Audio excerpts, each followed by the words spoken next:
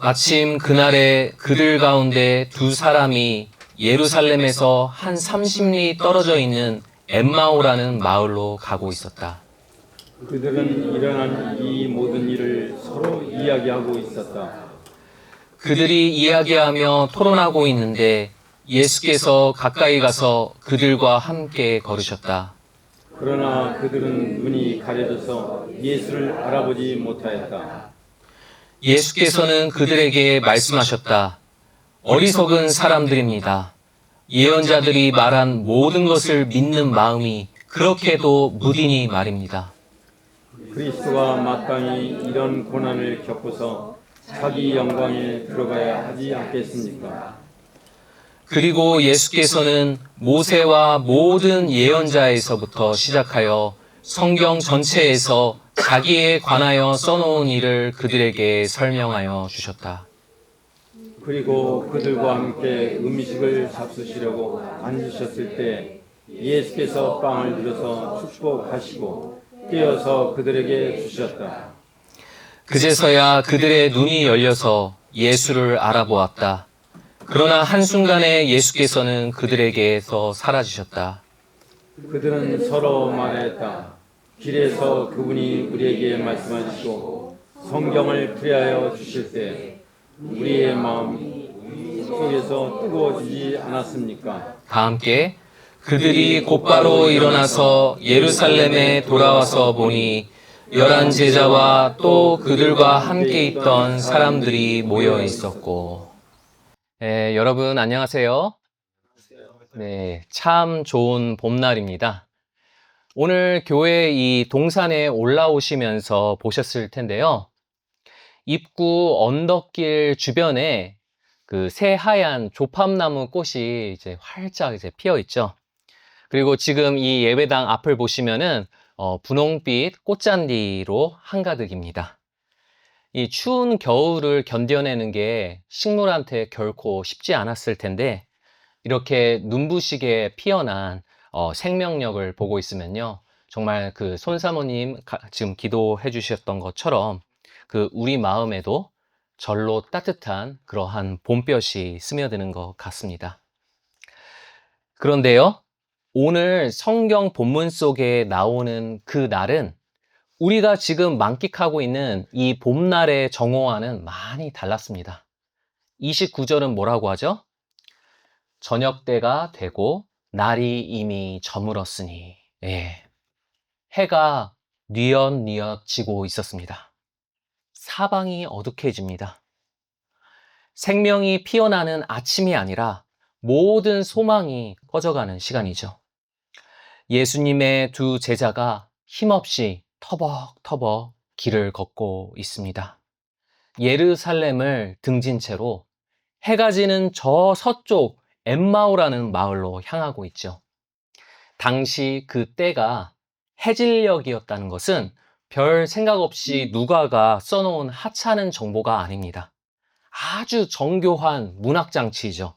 두 제자의 영적인 상태가 어떤지를 비춰주는 거울의 역할을 하는 겁니다. 태양이 산 너머로 넘어가면은 이 세상의 기온이 어떻게 되죠? 싸늘하게 식어버리죠. 그들의 영혼도 마찬가지였습니다. 그들이 마음속에 품고 있었던 그 소망의 불씨가 싸늘하게 다 꺼져버렸습니다. 지독한 절망의 냉기만이 뼛속까지 스며들고 있었죠. 이들이 걷고 있는 그 30리 길, 약 11km의 이 여정은 단순한 귀향길이 아닙니다. 처절한 영적 도주이죠. 제자들이 등지고 떠났던 예루살렘은 어떤 곳입니까? 예루살렘은 예수님을 따르는 자들의 사명이 있던 자리입니다. 내 믿음의 동지들이 모여있는 그런 신앙 공동체가 있는 곳이죠. 그런데 지금 그들은 그런 예루살렘에서 도망치고 있습니다. 예수님이 십자가에서 돌아가셨던 그 끔찍한 기억을 견뎌낼 수가 없었기 때문이었죠. 그래서 내 삶의 의미가 가득했던 그 신앙의 중심부 예루살렘에서 변두리 엠마오로 도피하는 중인 것입니다. 제자들이 예수님께 내 모든 걸 내걸었던 시간, 무려 3년입니다. 3년. 내 가족도, 내 생업도 뒤로 한 채 그분만을 따랐었죠. 그런데요, 그 모든 기대가 처참하게 무너져 버렸습니다. 십자가 위에서 말이죠. 예수님은 내 몫으로 아무런 소득도 남기지 않으시고 허무하게 돌아가셨습니다. 정말 내 인생에서 가장 뼈아픈 투자 실패였습니다. 내 신앙의 완전한 파산 선고였던 거죠. 여러분은 어떠세요? 여러분도 혹시 이 엠마오 가는 길처럼 참담한 인생길을 걸어보신 적이 있으십니까? 하나님께 간절히 바랬던 내 인생의 청사진이 산산조각 났을 때, 수년 동안 눈물로 매달렸던 그 기도 제목이 비극으로 끝나버렸을 때, 내 모든 시간과 물질을 바쳐서 헌신했던 교회가 무너져 내렸을 때, 우린 뼛속 깊은 그런 허탈감에 빠집니다. 내가 이러려고 신앙생활을 했나? 하나님께 완전히 배신당했다. 이런 절망감이 우리 영혼을 덮치죠. 그렇게 내 소망이 무너져 내릴 때 우리는 각자의 엠마오를 찾게 되는 것입니다. 여러분, 여러분의 엠마오, 여러분의 도피처는 어디입니까? 어떤 분에게 엠마오는 내가 자주 즐겨 찾는 왁자지껄한 술집입니다. 화려한 물건들로 가득한 쇼핑몰이기도 하죠. 아무 생각 없이 몇 시간 동안 넷플릭스를 정주행하는 내 거실 소파 위일 수도 있습니다. 손가락으로 쇼츠 영상을 끝없이 돌려보는 스마트폰 화면 앞, 어쩌면 거기가 우리의 엠마오일지도 모릅니다. 십자가의 고통과 상실감을 잠시나마 잊게 해줄 망각의 도피처 말이죠. 그렇게 무너진 가슴을 안고 엠마오로 도망쳐 가는데요. 웬 낯선 나그네가 다가옵니다. 누구죠? 바로 사흘 전에 죽었다가 다시 살아나신 예수님이십니다. 예수님은 부활하시자마자 이 괘씸한 두 제자들을 따라오시죠. 그들이 걷는 그 속도에 맞춰서 곁에 바싹 붙어서 동행하십니다. 그런데요, 뭔가 좀 이상합니다. 제자들은 죽었던 내 선생님이 다시 살아나서 내 바로 옆에 계신데도 그분이 누군지를 전혀 알아보지를 못하죠. 그분과 긴 시간 이야기를 나눠도 여전히 알아보지를 못했습니다. 오히려 예수님을 어떻게 취급하죠? 세상 물정 모르는 그런 철없는 나그네 취급해버리죠. 여러분은 어떠세요? 제자들이 참 답답하시죠? 정말 한심스럽습니다. 그런데요, 오늘 이야기는 우리도 그들과 똑같다는 걸 알려줍니다. 우리도 내 뜻이 꺾어질 때, 절망할 때, 나와 함께 계신 주님이 어떤 분이신지를 전혀 알아보지를 못하죠. 내가 처해 있는 이 심각한 상황을 보시고도 천하태평 잠자코 있는 세상 물정 모르는 신 취급을 합니다. 도대체 우리는 왜 주님이 항상 동행해 주시는데도 그분을 제대로 알아보지를 못하는 걸까요? 오늘 본문 15절과 16절을 함께 읽겠습니다. 예수님께서 가까이 가서 그들과 함께 걸으셨다. 그러나 그들은 눈이 가려져서 예수를 알아보지 못하였다. 네, 여기서 눈이 가려지다라고 번역된 그 헬라어는 크라테오인데요. 이 단어는 강력한 힘에 붙잡히다라는 뜻입니다. 강력한 힘에 붙잡혀서 통제당하다 이런 뜻이죠. 두 제자의 눈이 가려졌다는 것은요, 시력이 떨어져서 예수님을 못 알아봤다는 뜻이 아니고요. 그들의 눈이 뭔가의 인질로 붙잡혔다는 겁니다. 그럼 도대체 뭐가 제자들 눈을 사로잡은 걸까요? 두 제자가 침울해하는 걸 보고 아직 예수님이 부활하셨다는 걸 모르고 있나 생각이 드실 수도 있는데요. 아니요. 그들은 이미 그 소식을 다 전해 들은 후였습니다. 우주에서 가장 기쁜 이 부활의 소식을 들었는데 그들은 달가워하기는커녕 심통한 표정을 짓습니다. 천국 그 자체이신 분이 바로 내 옆에 서 계신데도 말이죠. 내가 꿈꾸는 성공한 인생의 청사진이 깨졌다는 이유 하나 때문에 스스로 나만의 지옥을 창조하면서 그 속을 걸어가고 있는 것입니다. 인간은요, 내가 믿는 것, 내가 기대하는 것만 내 눈에 보이는 법입니다. 아담과 하와도 뱀이 거짓으로 알려준 선악과의 미래가 내 인생의 청사진이 되자 어떤 현상이 제일 먼저 일어났죠? 네, 내 눈에 하나님보다 그 열매가 더 보암직해졌습니다. 내 영적인 시각이 가장 먼저 타격을 받은 거죠. 제자들은 보암직한 내 인생 플랜에 너무 몰두한 나머지 예수님께서 부활하실 그 가능성을 완전히 내 시야에서 지워버린 거였죠. 그럼 두 제자의 그 인생 플랜은 도대체 뭐였을까요? 그 다음 슬라이드 주실까요? 네. 21절을 함께 읽겠습니다. 우리는 그분이야말로 이스라엘을 구원하실 분이라는 것을 알고서 그분에게 소망을 걸고 있었던 것입니다. 네. 여기서 제자들이 예수님께 소망을 걸었던 이스라엘의 구원은요, 영적으로 구원받는 것만 말하는 게 아니고요. 우리나라가 일본한테서 독립하고 싶어 했던 것처럼 이스라엘이 로마 제국한테서 정치적으로 독립하는 걸 포함하는 거였습니다. 여러분, 잠깐 이 사진 한번 보시겠어요? 이 왼쪽 사진인데, 이 왼쪽 사진은 이스라엘의 사해 근처에 있는 한 동굴입니다. 1952년에 저곳에서 엄청난 그 고대 문서들이 발견됐었는데요. 그 중에서는 당시 유대인들이 구약 성경을 어떻게 읽었는지 보여주는 해설서가 있습니다. 성경 해설서. 저 오른쪽이죠. 네. 이사야서 11장은 오실 메시아가 악인을 몽둥이로 벌하신다고 되어 있는데요. 이들은 이걸 몽둥이가 아니라 칼로 벌하신다고 바꿔 읽었습니다. 메시아가 악인을 사형에 처하실 거다라는 말씀을요, 메시아가 로마 황제를 도륙할 것이다, 찢어 죽일 것이다 하고 아주 잔인하게 확대 해석해 놓았죠. 이게 무슨 뜻입니까? 제자들을 포함해서 당시 유대인들의 머릿속에는 오직 한 가지 생각뿐이었습니다.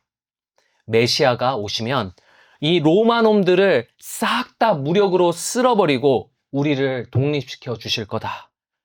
그들은 하나님이 세상을 구원하는 방식을 자기네들이 고안해낸 이 얄팍한 성공의 청사진 안에 가두어 버린 겁니다. 그러니 예수님께서 힘 한번 제대로 못 써보시고 무력하게 못 박히신 그 십자가가 제자들한테 어떤 의미였을까요? 예수님께 맡긴 내 인생이 쫄딱 망해버렸다는 가장 확실한 증표가 바로 십자가였던 겁니다. 사람은 이처럼 겉으로는 하나님을 섬기기 위해서 내 삶에 많은 것을 걸고 있는 것처럼 보이지만 실제로는 하나님이 아니라 내 뜻대로 내 삶을 움직여줄 우상들에게 투자하는 것이죠. 그리고 그 우상이 삶의 고난 가운데 내 소원을 감당하지 못하고 무너져 버리는 그 순간 우리에게 일어나는 대표적인 증상이 있는데요. 그 증상은 그 제자들처럼 내 인생 전체가 고난 때문에 망했다고 착각하게 되는 겁니다. 그리고 기뻐해야 할 때 슬퍼하게 되고요. 슬퍼해야 할 때 도리어 기뻐하게 됩니다. 제자들에게 있어 그 사흘째 날은 삶에서 가장 기뻐해야 할 날이었습니다. 왜냐하면 예수님은 당신이 죽은 지 사흘째에 부활하실 것이라 분명히 알려주셨기 때문이었죠. 하지만 21절에서 제자들은 예수님이 돌아가심과 동시에 내 희망도 죽어버린 지 벌써 사흘째라면서 오히려 절망하고 있었습니다. 가장 기쁜 그 부활의 사흘째를 내 우상과 함께 내 인생이 망해버린 가장 슬픈 날로 애도하고 있었던 거죠. 이것이 과연 2000년 전 제자들만의 이야기일까요? 아닙니다. 오늘날 우리도 눈이 가려진 채 살아가죠. 우리 사람은 누구나 하나님을 향한 결제 서류들을 마음속에 품고 살아갑니다. 하나님, 제가 이만큼 헌신했으니까 반드시 이 타이밍에 이렇게 응답해 주셔야 합니다. 내 병은 이 방법으로 고쳐주시고요. 내 자녀는 저 대학에, 내 사업은 이때쯤이면 이 정도 궤도에는 올려놓으셔야 합니다. 하나님께 이런 성공주의적 신앙의 청사진을 내밀죠. 그런데 뜻대로 결제가 안 되면 우린 어떻게 합니까? 분노합니다. 교회를 떠납니다. 각자의 엠마오로 도망쳐 버리는 것이죠. 여러분이 잘 아시는 그 C.S. 루이스라는 작가는 천국과 지옥의 이혼이라는 그 책을 썼는데요. 이 책은 이런 인간의 모습을 아주 흥미진진한 이야기로 풀어냅니다. 어느 날 지옥에 살고 있는 주민들에게요, 한 가지 기쁜 소식이 들렸습니다. 그게 뭐냐면요, 이제 지옥에서만 시간을 계속 안 보내도 되고 너희들이 언제든지 버스를 타고 천국에 견학을 가볼 수 있게 정말 획기적인 혜택을 주겠다라는 것이었죠. 네, 정말 재밌는 상상이죠. 그래서 지옥의 주민들은 신이 나서 천국행 버스를 타고 천국 어느 변두리 지역에 도착합니다. 그들의 마음이 어땠을지 한번 상상해 보세요. 우리가 자주 쓰는 말 중에서 천당과 지옥을 오간다라는 말이 있죠. 지옥에만 있다가 천국에 처음 가봤으니까 얼마나 행복했을까요? 아마 거기에 쭉 눌러앉고 싶었겠죠.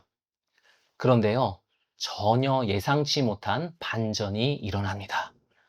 천국을 대충 둘러본 지옥 주민들이 조금만 더 여기 머물게 해달라고 보채는 게 아니라요, 사전에 약속이나 한 듯 일제히 다 버스를 타고 지옥으로 되돌아가 버리는 겁니다. 결국 지옥 주민 중에서 천국에 남은 사람은 아무도 없고 다 떠나버렸죠. 도대체 왜 이런 아이러니가 벌어졌을까요? 천국은요, 내 뜻이 아니라 하나님의 뜻이 중심이 되는 곳입니다. 내 고집, 내 알량한 권리, 내 방식, 내 인생의 청사진을 다 내려놓아야만 머물 수 있는 것이죠.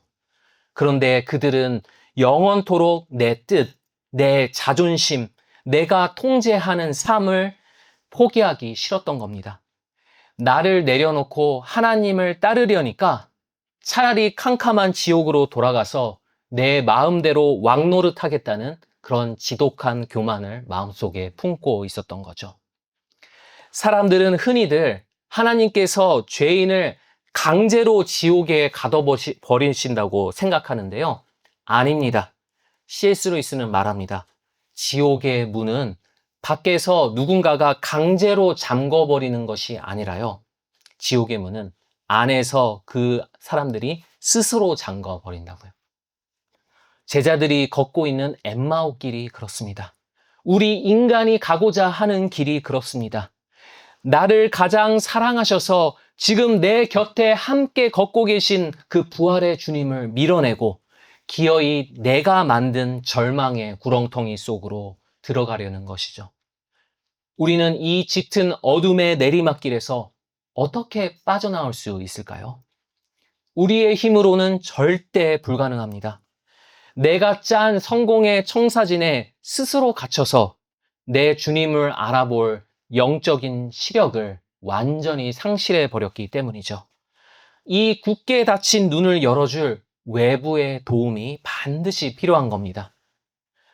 엠마오로 가는 이 절망의 길에서 드디어 예수님이 진실을 밝혀주실 때가 다가왔습니다.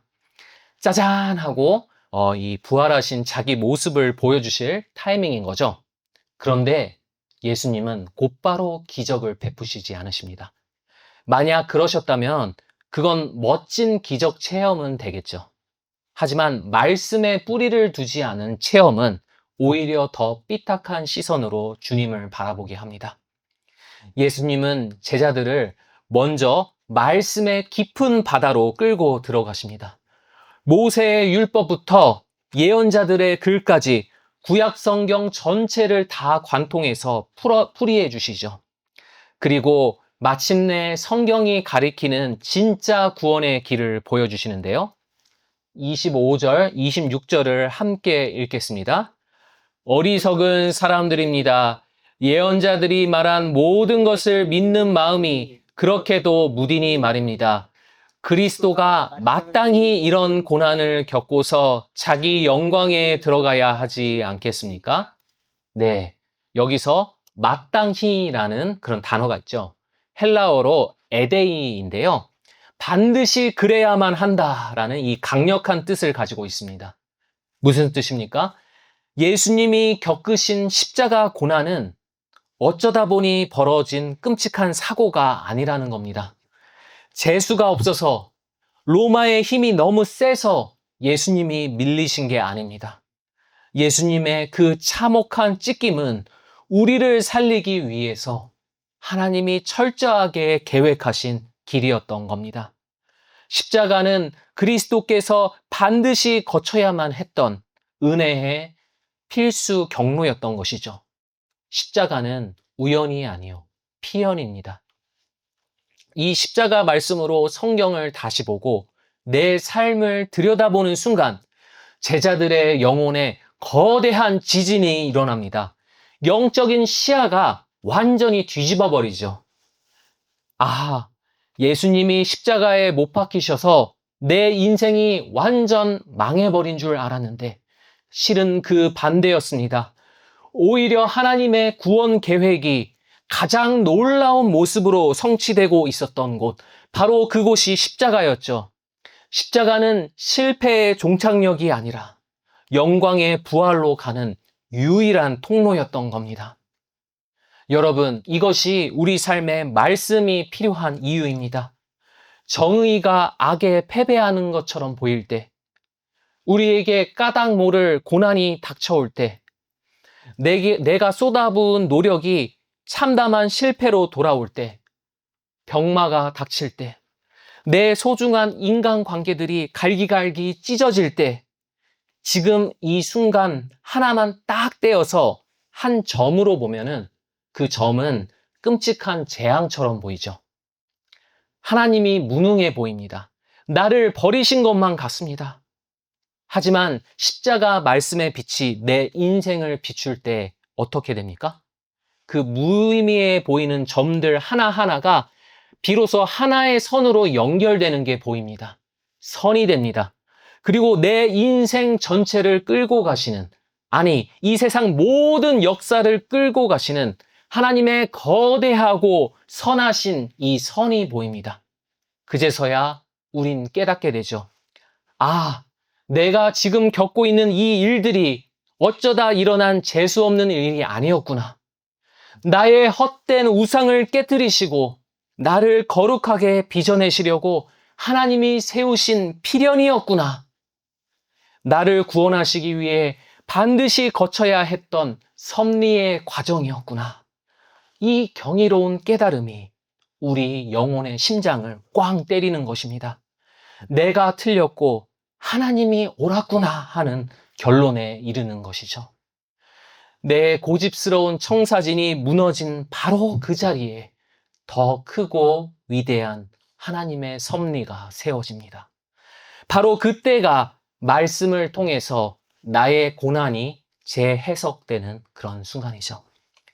해석된 고난은 결코 우리를 쓰러뜨리지 못합니다. 우리가 지금 겪고 있는 이 힘겨운 인생 이야기는 때로는 쓸모없는 유리파편처럼 버려지고 상실될 것 같지만 하나님의 더 크고 위대하신 그 구원의 이야기가 이 보잘것없는 내 삶의 이야기를 감싸 안습니다. 그리고 그 위대한 하나님의 이야기를 이루는 작지만 아주 소중한 한 조각이 되게 하시는 것이죠. 하나님은 이 십자가와 부활의 이야기를 통해서 쓰러진 우리를 몇 번이고 일으켜 세우시는 것입니다. 이 진리를 깨닫자 제자들의 싸늘했던 그 마음이 오히려 이전보다 더 뜨겁게 달궈지는 것이 느껴졌죠. 예수님은 그렇게 제자들과 먼 길을 함께 걸으며 오랜 시간 말씀을 가르쳐 주셨습니다. 그리고 어느새 날이 완전히 저물어 버렸죠. 제자들은 엠마오에 있는 자기네들 그 거처에서 하룻밤 예수님 묵고 가시라고 예수님을 초대했습니다. 그렇게 예수님은 손님이 되셔서 그 집 식탁에 앉아서 두 제자들과 함께 식사를 하게 되었죠. 그런데요, 여기서 아주 놀라운 반전이 하나 일어납니다. 지금 이 집에서는 누가 주인이고 누가 손님이죠? 네, 아마 그 제자들 중 한 명이 그 집 주인일 거고 예수님은 그저 초대받은 나그네일 뿐입니다. 하지만 30절을 보면 식탁에 앉으시자 손님이신 예수님이 빵을 떼어서 주인인 제자들에게 나눠주시죠. 손님이 잔치를 베푸십니다. 주와 객이 전도된 거죠. 당시 고대 중동의 문화에서는 절대 있을 수 없는 일이 일어난 겁니다. 마치 이 순간을 기다렸다는 듯이 예수님은 갑자기 주인이 되셔서 빵을 들어 축복하십니다. 그리고 떼어주시죠. 여기서 이 떼어진 빵은 뭘 상징하겠습니까? 네. 예수님은 십자가에서 죽기 전에 제자들과 마지막 만찬을 드셨죠. 그때 빵을 떼어주시면서 이것은 너희를 위하여 주는 내 몸이다 말씀하셨습니다. 찢겨진 빵은 바로 십자가에서 갈기갈기 찢어지신 그 예수님의 몸을 가리키는 거죠. 그 빵을 받아 먹자 제자들은 비로소 눈이 뜨여서 내 옆에 계신 그분이 바로 부활하신 예수님이란 걸 알아보게 되는 것입니다. 여러분, 이 그림은요, 이 네덜란드의 화가 렘브란트가 이 장면을 이렇게 해석해서 그린 건데요. 이건 엠마오의 저녁 식사라는 렘브란트의 작품입니다. 이 렘브란트는 빛과 어둠의 이 대비를 통해서 메시지를 전달하는 화가로 유명하죠. 이 그림을 보면은 굉장히 어두컴컴하죠, 전체적으로. 그런데 제자들의 얼굴, 이 놀라움에 가득 찬 그 얼굴만은 환하죠. 제자들을 비추는 이 빛은 어디에서 나오는 걸까요? 벽난로가 아닙니다. 식탁 위에 놓인 촛불도 아닙니다. 그럼 어디서 빛이 나죠? 네, 바로 식탁 중앙에서 빵을 떼시는 예수님의 몸에서 거룩한 후광이 폭발하듯 뿜어져 나옵니다. 예수님은 어둠에 갇힌 자들의 영혼을 살리시기 위해서 십자가에서 찢기신 당신의 몸을 생명의 빵으로 우리에게 베풀어 주셨다는 것이죠. 이 엠마오의 식탁이 사람을 살리는 만찬이었다면 성경에는 반대로 사람을 죽여버리는 그런 만찬도 있었습니다. 성경에 나오는 가장 최악의 만찬, 그게 뭐였습니까? 네, 에덴의 식탁이었습니다. 아담과 하와가 이 선악과의 식탁을 먹었을 때 어떻게 되었죠? 그들의 눈이 하나님을 향해서는 가려지고 죄악을 향해서는 열렸습니다. 내 눈에 보이는 건 오로지 나 자신의 끔찍한 수치심과 절망뿐이었죠. 그건 영적인 죽음이었습니다. 하지만 예수님이 마련하신 이 엠마오의 식탁은 그 에덴의 비극을 완벽하게 뒤집어 버립니다. 예수님은 자기를 버리고 도망친 이 배신자들의 입에 당신의 찢기신 몸을 친히 빵으로 먹여주시죠. 그리고 그동안 보이지 않았던 그 하나님을 믿음으로 다시 보게 하십니다. 예수님의 죽고 부활하신 이 몸은 우리 인간의 영적 죽음을 치료하는 가장 위대한 해독제였던 것이죠. 제자들은 드디어 예수님을 알아보고 비로소 깨달았습니다.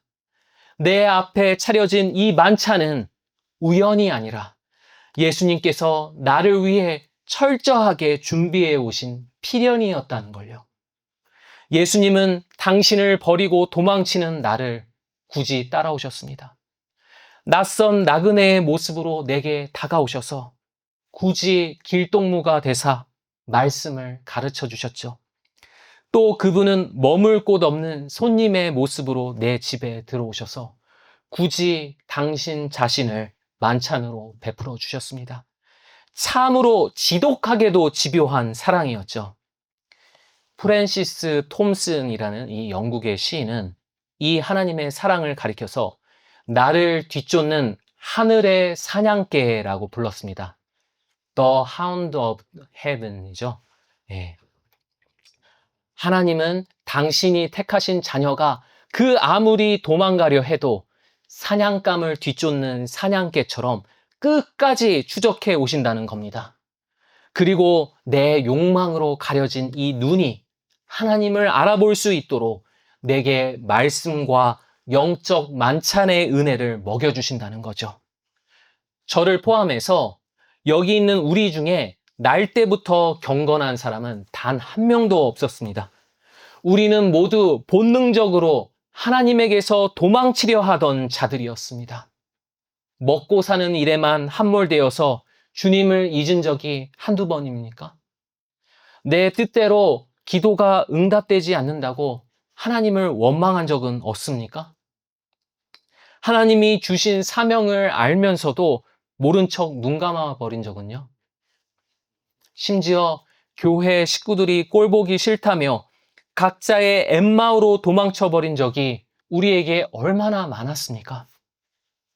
하지만 여러분, 그럼에도 불구하고 오늘 지금 우리는 어디에 있죠? 지금 이 순간 우리는 하나님 앞에 엎드려 예배하고 있습니다. 어떻게 이게 가능합니까? 내가 잘나서가 아닙니다. 나를 포기하지 않으시고 그 먼 길을 쫓아오사 내 영혼의 뒷덜미를 붙잡고 기어이 당신의 은혜의 식탁으로 끌어다 앉히신 그 집요한 추적 때문입니다.